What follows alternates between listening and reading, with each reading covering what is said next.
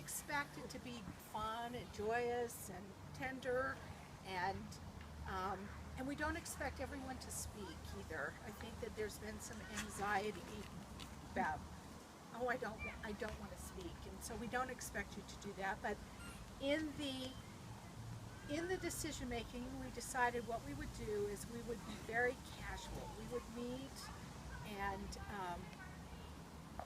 Kirk and Sue, this place could not be better. This is fabulous, and it's a great time of year.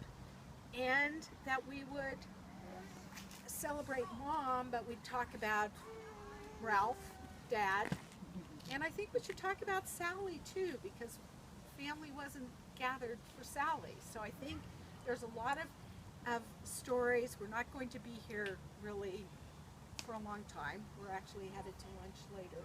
But what we'd like everyone to do is to stand up and tell their stories.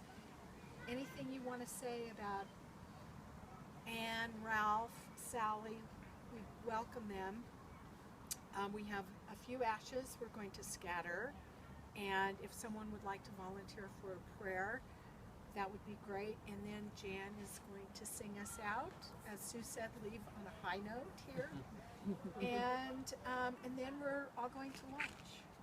So I thought I would start by talking about mudslides and how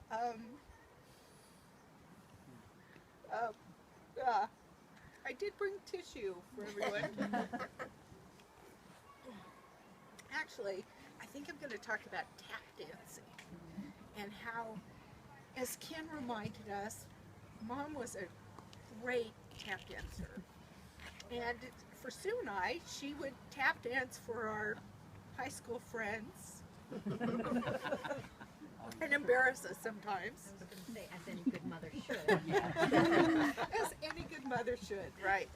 And actually that was when I went back to work, someone asked me about her, and that is really what came to me, was tap dancing.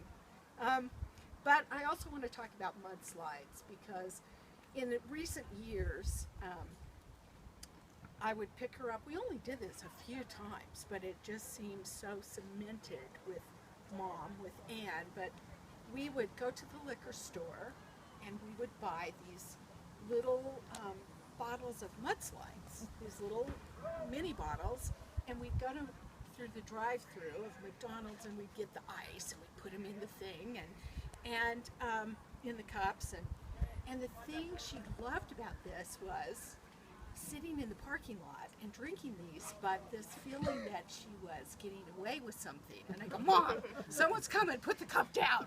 She, she loved that. And I think, she had such fun with life, and as we all know, when we stood by her bed, she kept her mind, and she kept her love. And Sue, has shared the Solar Queen and how absolutely, just fun she had in those moments. So I want to talk about Dad, and I want to talk about Sally too. I think I want to talk about Sally first. I don't think I've ever met as dynamic or charismatic person as Sally, and I don't think I ever will meet anyone like her. She could walk up to anyone and charm them in a heartbeat, just a heartbeat. And I know Mom and Dad always talked about that, and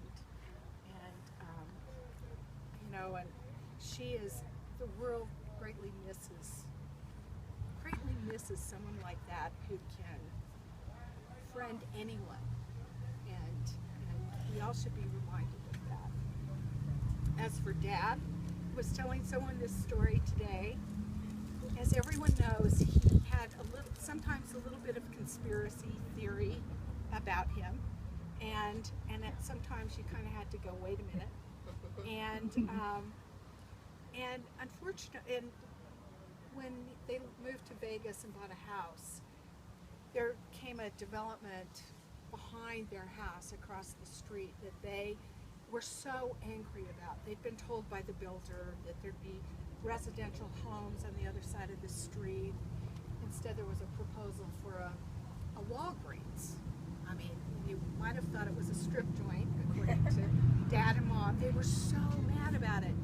And Dad went to all these meetings, and he gave this county commissioner such a bad time. I mean, he wrote scathing letters. It was to me a little bit off the charts, but unfortunately he passed, and about a year after, this county commissioner that he was certain was on the take went to federal prison over that development.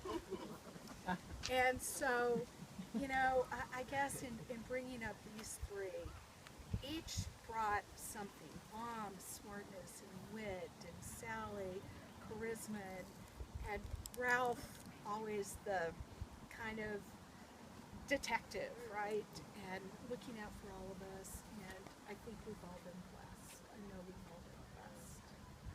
And I know Ken would like to go next, and then it's kind of free form for whatever people would like to say.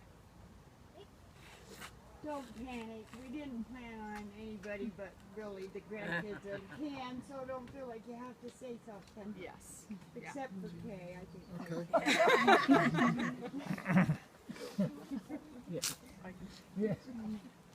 I have a great memory of my sister. We, of course, were twins.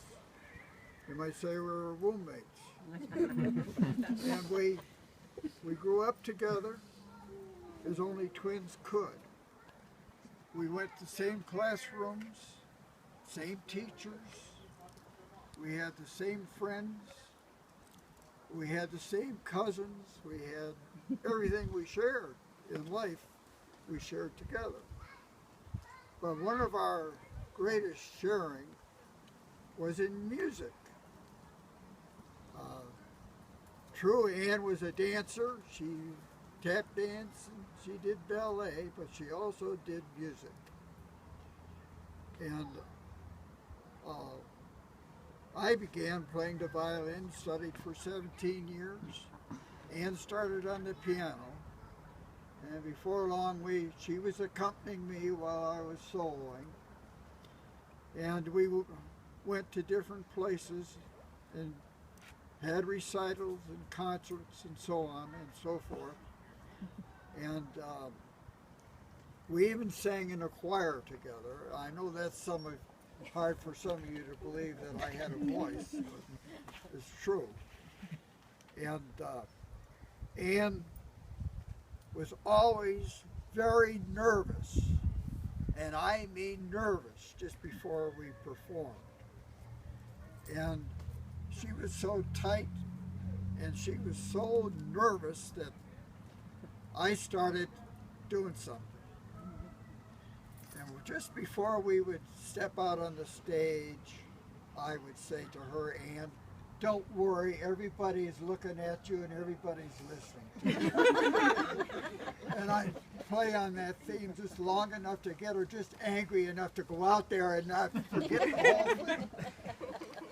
So we had fun together. We joked together. We had some of the best friends, and we had a good education. We didn't have a lot of money in our family.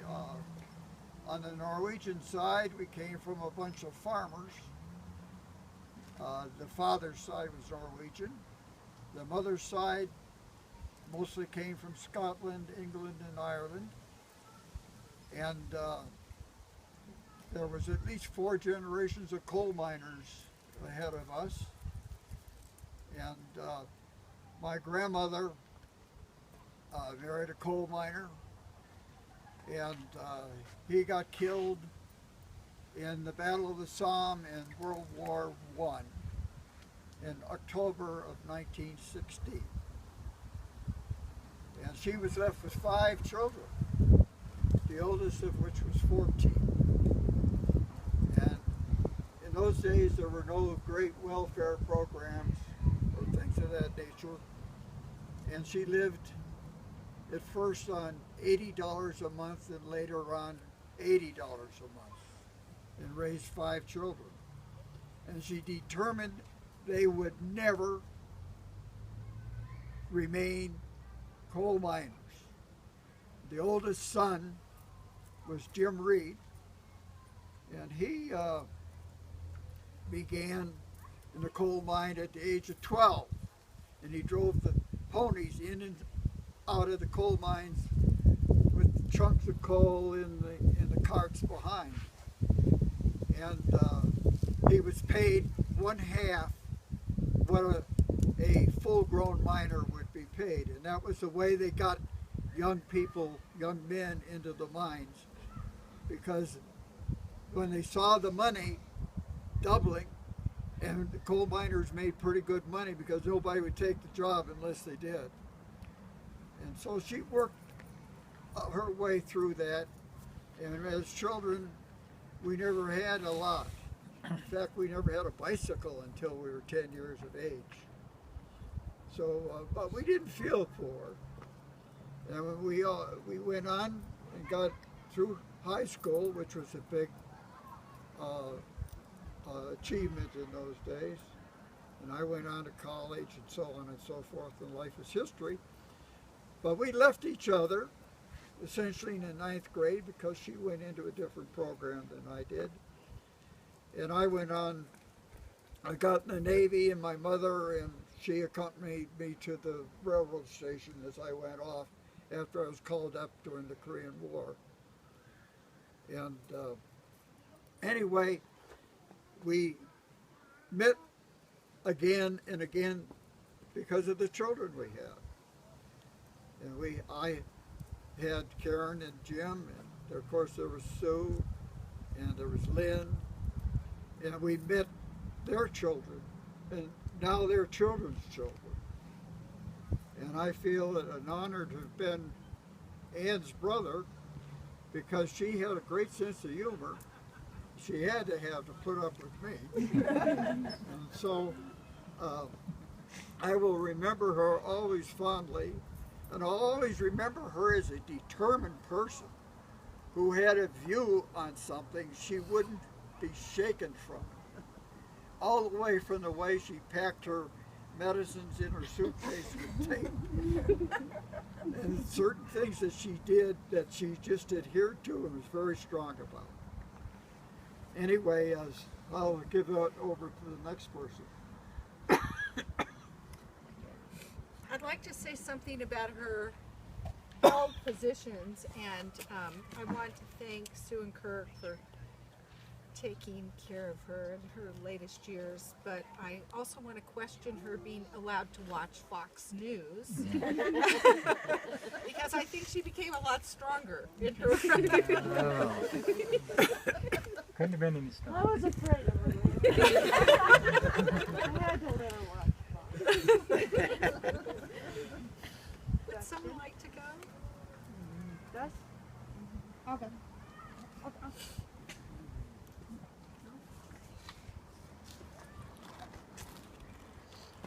So, the best memories of Grandma Ann and Grandpa Ralph were going to San Diego and Las Vegas. My favorite memory of Grandma Ann was in San Diego. We went to an island. I don't remember what island is outside of San Diego, but we went to an island, and I saw this Beanie Baby, and we had just gotten a puppy who looked like this Beanie Baby. It was like $70 at this island. I was like, I'm not buying that, obviously.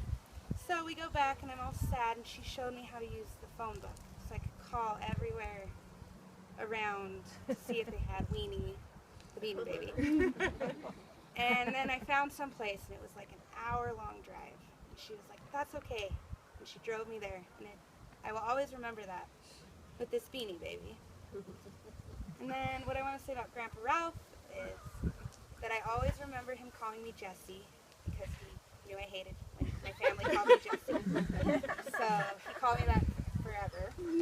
And then I also remember playing in the pool, and he would hold me down so long. I feel like I can probably hold my breath longer than any of my friends, probably not longer than any of people who were we had to deal with it the same. But those were the best memories, the summers of going down there and visiting them every year. That's my favorite thing to remember.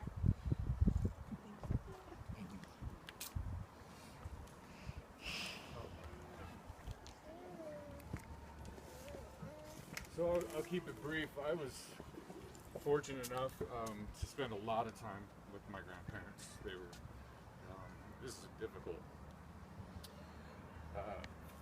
very influential for me in my life. I was held under the pool a million times. There are a lot of people with that. The one advantage I had is I actually got him back when I got big enough. He never did it again.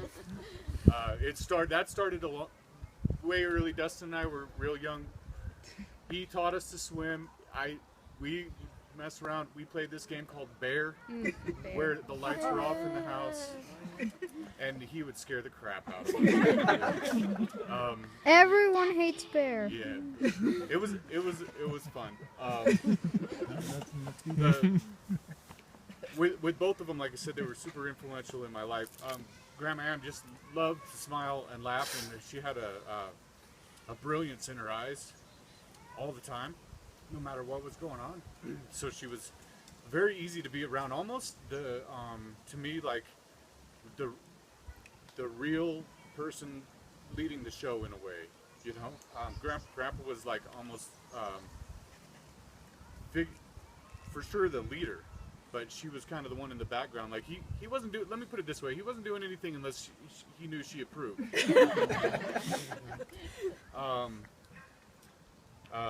Both of them had a really fun side, and also could carry themselves with a lot of like elegance and class in the right situations and stuff. And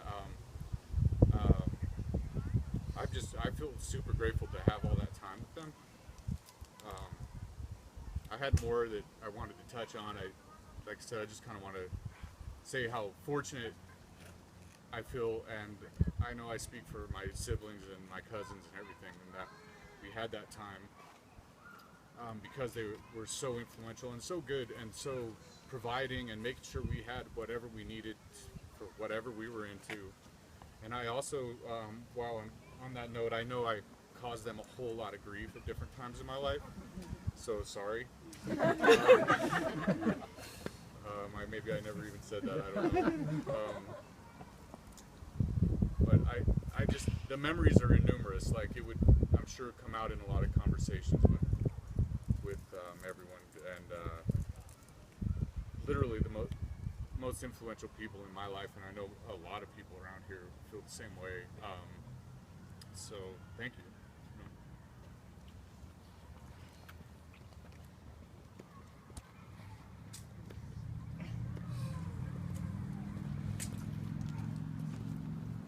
So like Jessica, I've been thinking a lot about all the summers I would spend with Grandma and Grandpa in Vegas and San Diego, and I've been thinking about, like Ian, how they influenced me and how they've made me become the person I am today. Grandma definitely helped sharpen my wry sense of humor, like in large part. She really helped develop a strong sense of competitiveness, especially when playing card games. And that obviously came back when I went back to Las Vegas to live and spend time with her again. And then like the summer before my senior year of high school, she took me to visit colleges, including Caltech, where I ended up going. But the thing I remember most about them is how they taught me to do like whatever you can for the people you love, always, and how that's the most important thing. And that's something I'm very thankful for, and something I'll always remember.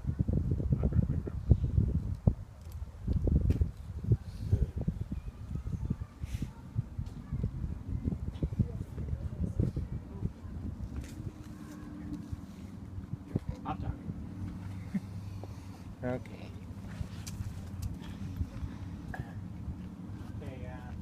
First time I met Ann and Ralph, I just been working with Sue for about 4 months. So I didn't know her that well either, but the Final Four was in Salt Lake City, So they worked hard to try to get us tickets. And and they had to go down to the hotel and do all this, and they finally got it. So they got me into the biggest college basketball game in history, Magic Bird. So that was a great thing, and all the trips to Disneyland and things, and with Anne the last 4 years, so really get to know her well. Played a lot of gin rummy, that kind of things, and I just want to thank Anne for being my friend.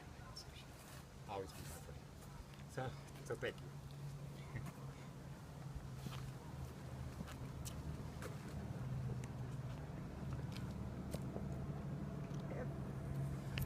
I'm gonna end, so if everyone else is done, we're done. Does anyone else? Okay.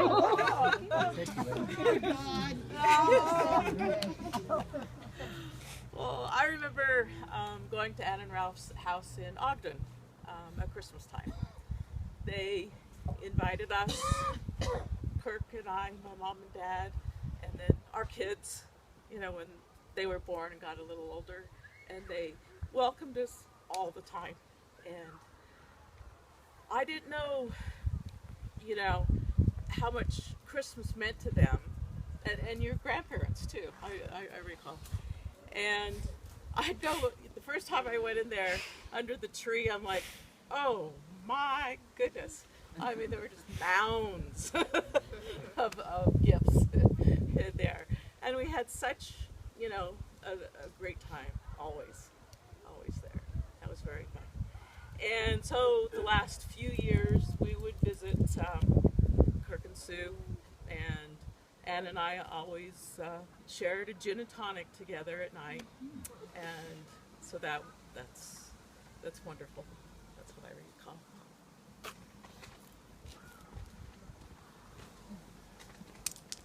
Hi, I'm Karen. I'm Ann and Ralph's niece. I used to joke with them when I would call that I would say, "Hi, it's Karen, your favorite niece."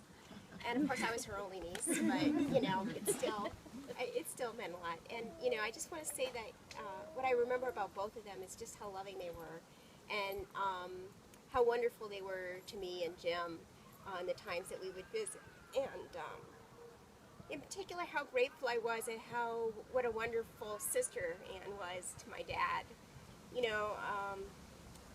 And my mom, Sally, I would have to say that if you were to guess which family she came from, if she came from this side of the family or her own side of the family, I would have bet in a minute that it was this side of the family, because this family is crazy. Her personality just fit in perfectly with this family. She used to love this family very much. And she adored Ann and Ralph. She really did.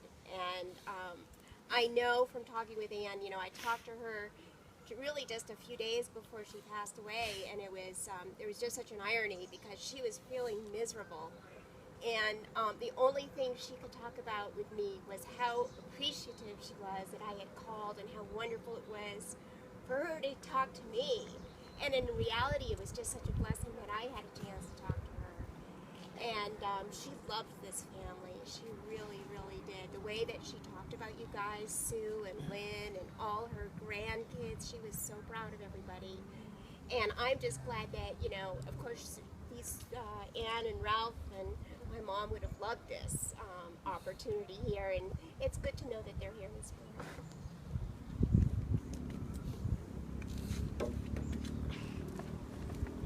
Okay, just a couple of words. First of all, thank you for setting this up. I know there were a lot of hands that put this together, but what a beautiful scenery and perfect day for it, and very good stories. I don't really have a story other than what I was taught.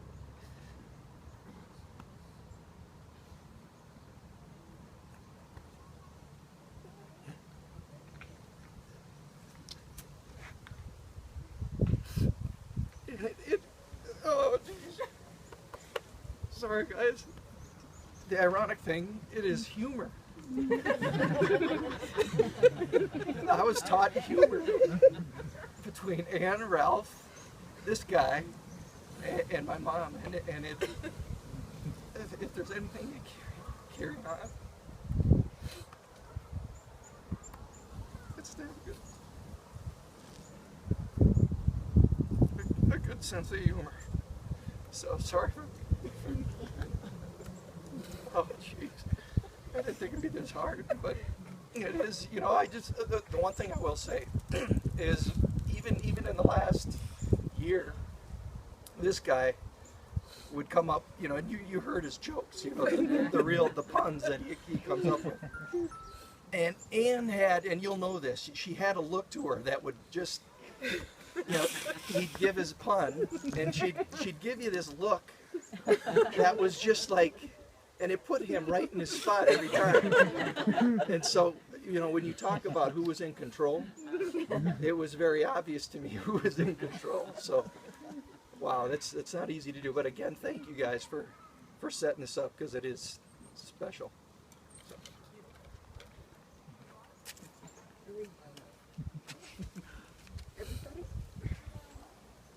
Okay. Well, I hadn't planned on talking about Sally, but since we're talking about Sally a little bit, I have one favorite story of Sally and Ken taking us to a baseball game in Minneapolis. It happened to be the Red Sox, which Sally had given her love of the Red Sox to me, and I don't know if I passed it on to JD, but truly love the Red Sox. But we're at the game, and we're clear up. We're on, I think we're behind the netting even, behind the batters. And every foul ball, Jimmy was about 5 or 6.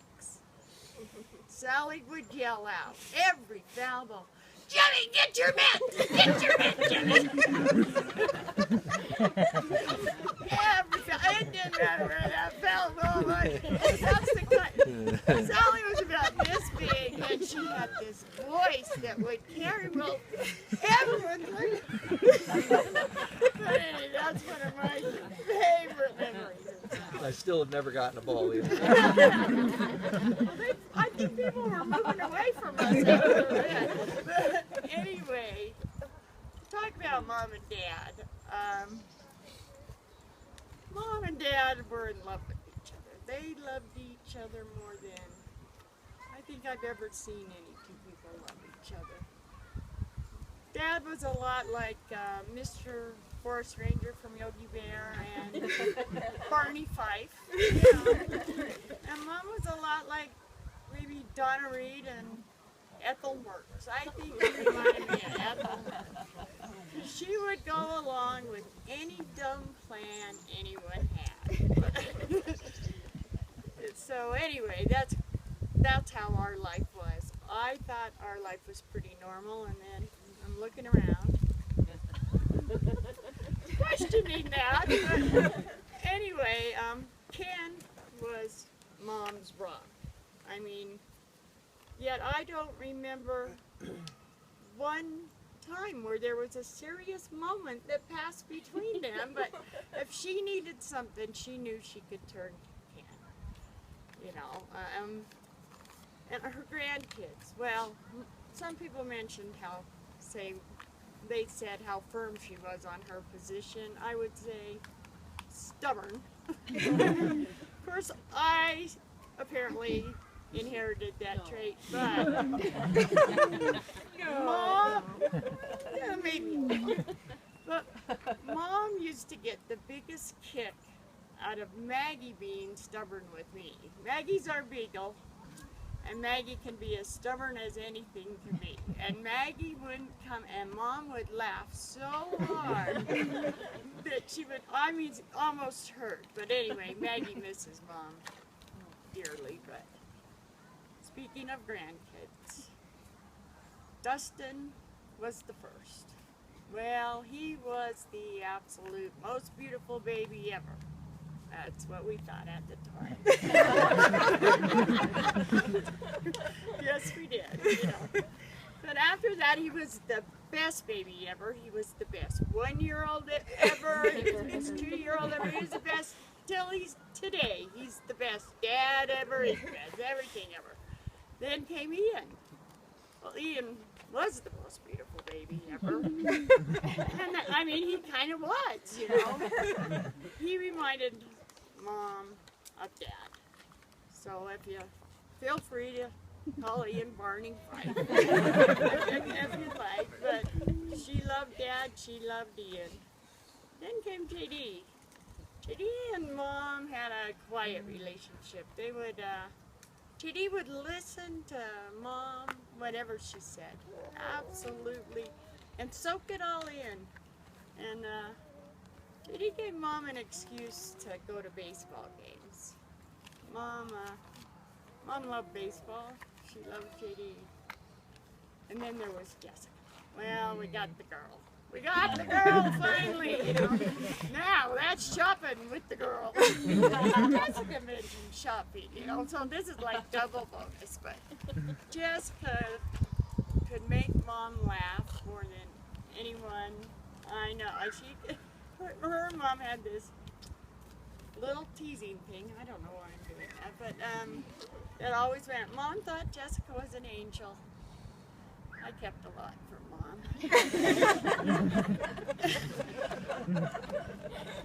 Alex. Now, Alex was the second girl, which made it doubly better, and she was living in Las Vegas, which made it really nice. And now she's married and has a baby and lives in North Carolina. Well, Mom started out with a brand new Lynn in North Carolina. And she was remembering all of those days because of you, Alex. She remembered it all, and it just really made her happy. Mike, she thought was the sweetest boy ever. You know, and Mom and I would differ on a few issues, but Mike, she stuck to sweet, and I really kind of think he's trouble. It's just me. Anyway, and then there's Karen, of course. Karen knew everything. If you need to ask a question, call Karen, Sue. Just call Karen. She'll know what to do. She did, however, think Karen was completely politically misguided. I mean, And I wasn't. And Jim and his family, Jim and Heather and Sam and Joe and Ella, she'd talk about them constantly when she would come back from the visits and how busy this family was and crazy and all of that. I mean, she loved Ella. I mean, she thought Ella was a little Phyllis. Phyllis was our aunt and Mom's aunt, but she just thought she was the best ever. And then there was Annalisa. Annalisa, she was especially happy to see Annalisa growing up. I mean, it's a really big time in a little girl's life. She's growing up. And then Harrison, well, that was just a thing she couldn't understand right now. That was just a ball of energy running through the room, you know. And then, like I mentioned, Camden, that brought her all those Lynn memories back, and that was really special. Then there was Flavin Mark.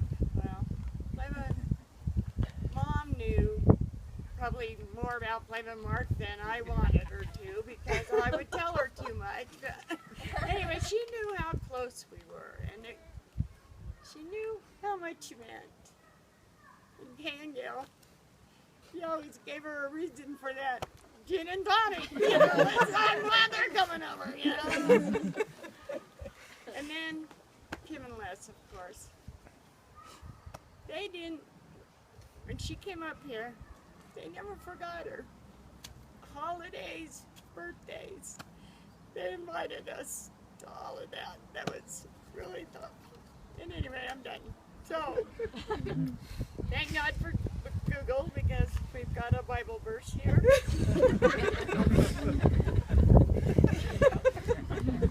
Oh, this is kind of, oh, like, okay. Yeah. No humor in this family. Anyway, so Psalm 23.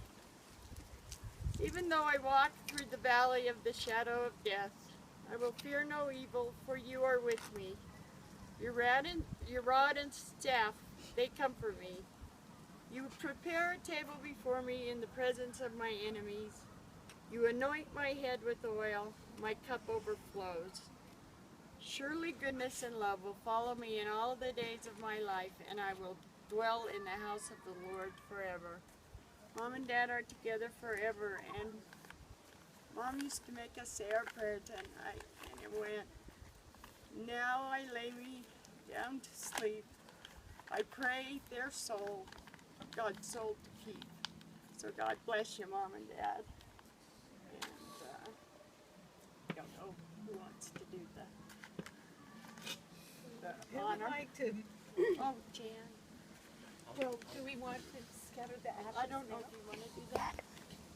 Look around, this is like drinking mudslides. Oh, I don't think so, man. What now? Somebody else was there first. I think The cup runneth over too. we are going to, we have more ashes. I think that will be dropped out of pockets and taken to Wyoming and all sorts of places. I don't think I'm putting any of them on. So, run a little gold salute to him. You want to just... If this gets on me, guys, I'm gonna freak. Not into the wind. Yeah. Not into the women. No, into the wind, Sue. Go ahead. Close your mouth. I'm going this way, you know? Then I don't want to get you. So I'm just gonna...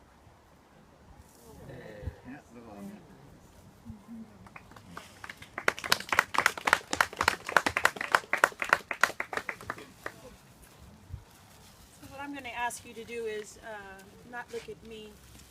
Perhaps you might want to close your eyes or raise them up towards the leaves. And I actually met Ann way before I met Lynn, and we were in the right political party.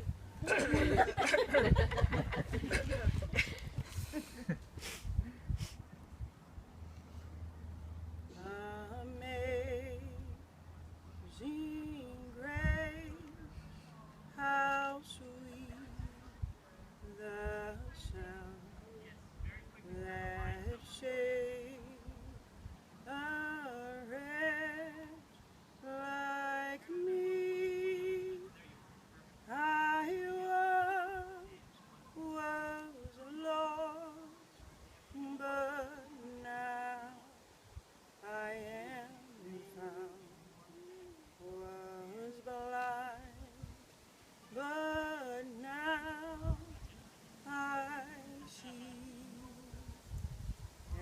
And when my flesh and heart has failed, and mortal life has ceased, I will profess from beyond the veil that I have lived a life of joy and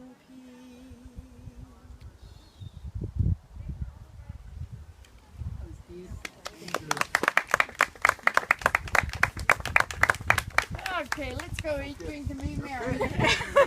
Have some mudslides. What? I should put them in.